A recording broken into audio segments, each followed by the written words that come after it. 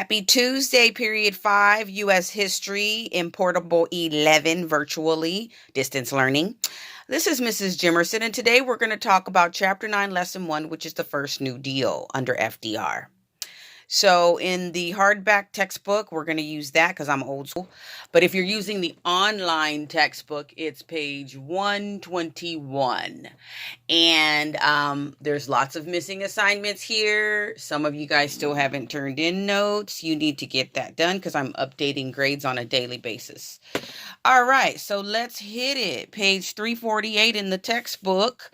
And we're going to go over the lesson review as well, so that you can make sure as you're reading, you can make sure that you're understanding the main points and that you're getting the big overall ideas. The big overall ideas are right here in the lesson 1 review, which is on page 357. Okay, so I'm going to go over my answers.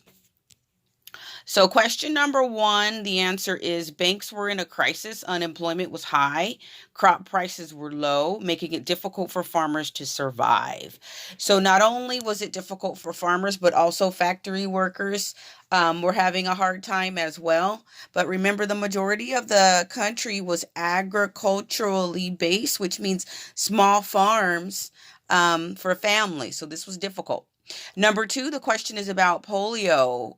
Franklin Delano Roosevelt developed polio, which was a serious disease at that time. And there was very little information about it. There was no vaccination for it.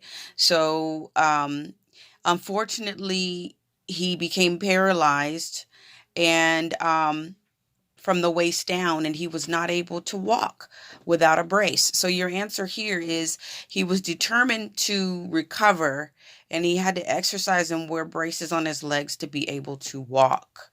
And most people don't even realize that when he was delivering his speeches, he was delivering them from his wheelchair, and he was delivering them through the radio. At that time, there were no TV sets, so people would not be able to see and know that their president was in a wheelchair. That was really important because he was a representation of strength and leadership. So he was lucky that they were not able to see that he was paralyzed, because they would have maybe thought that was a sign of weakness.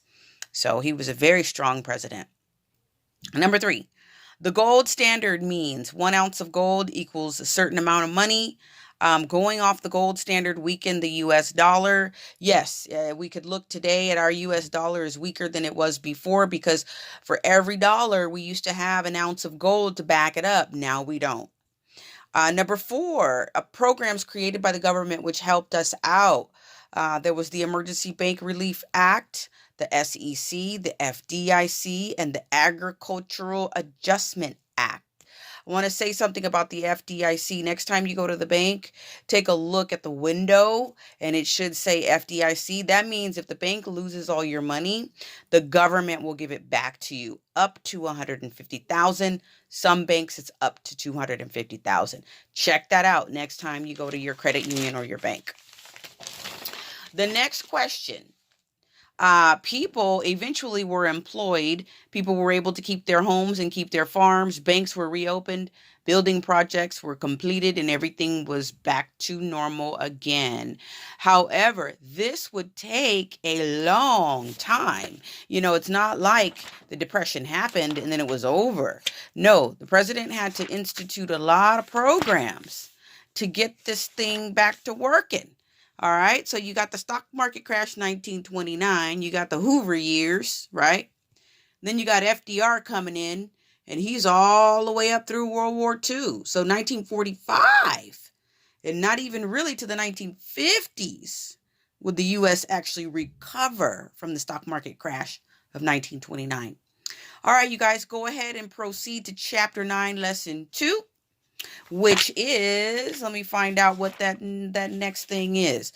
It's the second New Deal. Have a great day. Bye-bye.